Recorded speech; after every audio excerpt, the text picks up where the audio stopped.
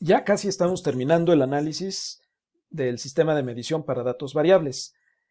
Acabamos de llenar la tabla de ANOVA y ahora vamos a hacer cálculos de la varianza, porque esto es algo que los paquetes computacionales también arrojan en un estudio de un sistema de medición.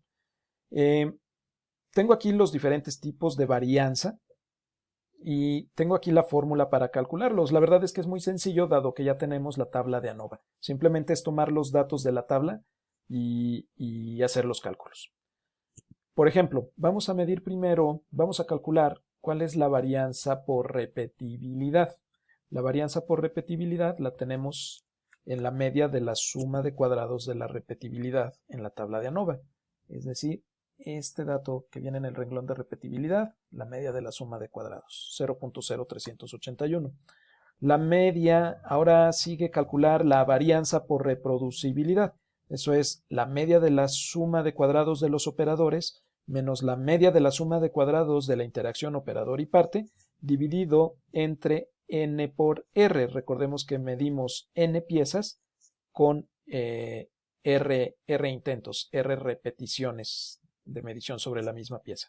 Hagamos el cálculo. Media de la suma de cuadrados de los operadores está aquí en la tabla de ANOVA, 0.53, menos la media de la suma de cuadrados de la interacción, 0.0130, esto dividido entre n por r.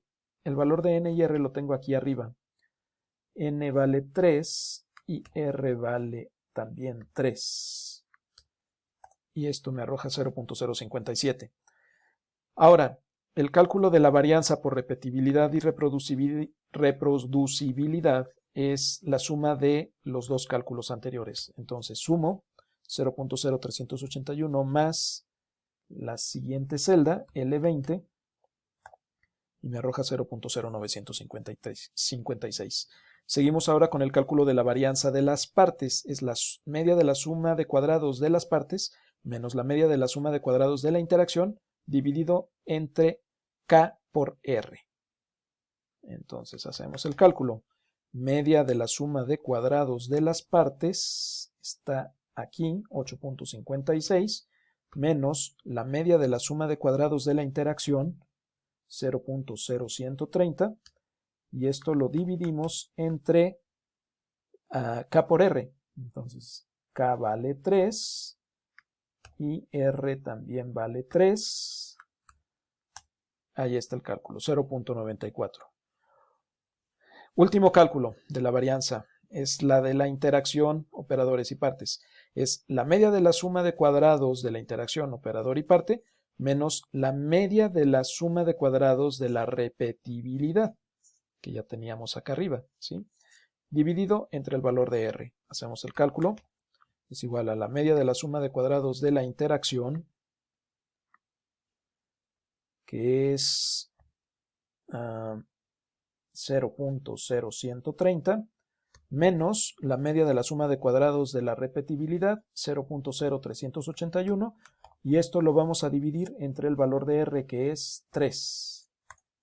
Y me da un valor negativo. Entonces, en realidad no tenemos variaciones negativas. Lo que sí podríamos decir es que no hay variación, es decir, que la variación es 0. Por lo tanto, vamos ahora a acomodar las variaciones en esta tabla, como suelen hacerlo los paquetes computacionales, en el siguiente orden. Primero, el total de la variación, lo vamos a poner en el primer renglón, sería este cálculo de 0.0956. Luego viene el cálculo de la repetibilidad que tenemos en este otro renglón, 0.0381. Luego el cálculo de la reproducibilidad que viene en este otro renglón, 0.057. Y luego viene el cálculo de la interacción, pero en la interacción quedamos que era un valor negativo, entonces más bien lo aproximamos a 0.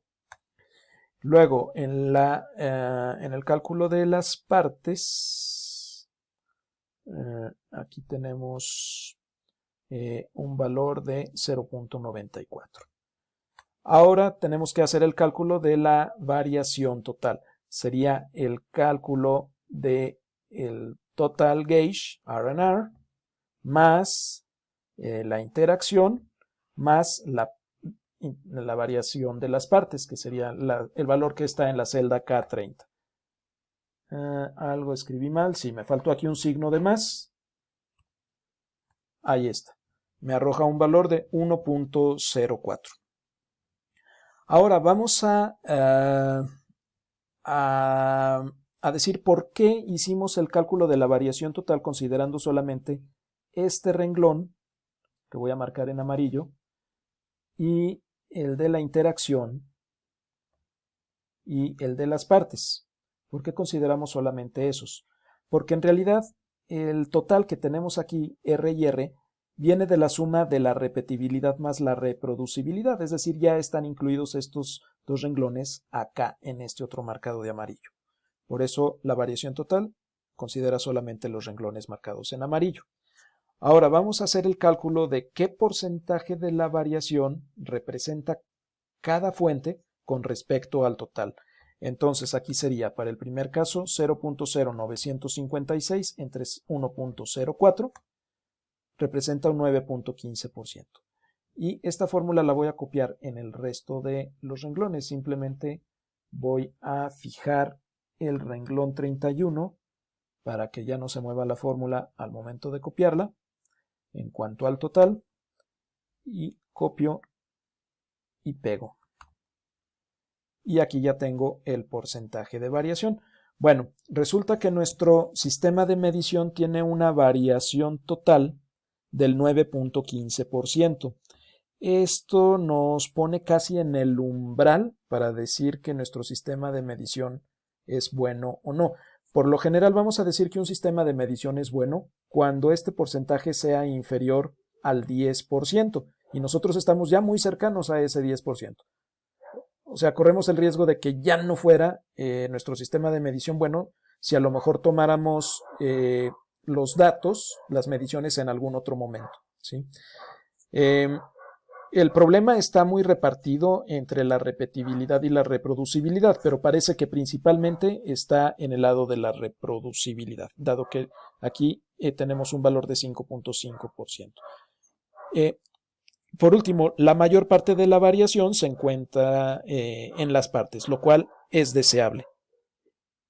Ahora, para terminar, diremos que el sistema de medición es bueno si la variación total tanto de repetibilidad y reproducibilidad no pasa el 10%. Pero todavía si anda hasta un 30%, hasta un valor de 30%, pues todavía podríamos considerarlo más o menos bueno. Pero ya si definitivamente pasa el valor del 30%, entonces allí sí ya nuestro sistema de medición deja mucho que desear y tendremos que pensar en cómo solucionar ese problema. Si tenemos problemas de repetibilidad, entonces seguramente se trata de que el instrumento de medición no está bien calibrado y entonces hay que calibrarlo bien. Y si tenemos problemas de reproducibilidad, entonces quiere decir que tenemos que entrenar a las personas para que aprendan a medir correctamente. Una vez que corrijamos todos los problemas de repetibilidad y de reproducibilidad que están relacionados, tú recordarás en el primer video que se hizo, están relacionados con la precisión. Entonces, si logramos solucionar estos problemas, entonces ahora sí podemos confiar en las mediciones que estamos tomando y decidir si nuestro proceso está bien o nuestro proceso está mal. Conclusión, primero hay que arreglar el sistema de medición para después poder arreglar nuestro proceso. Muchas gracias por tu atención. Mi nombre es Humberto Pedrosa y espero que te unas a más cápsulas dentro de mi canal. Gracias. Hasta luego.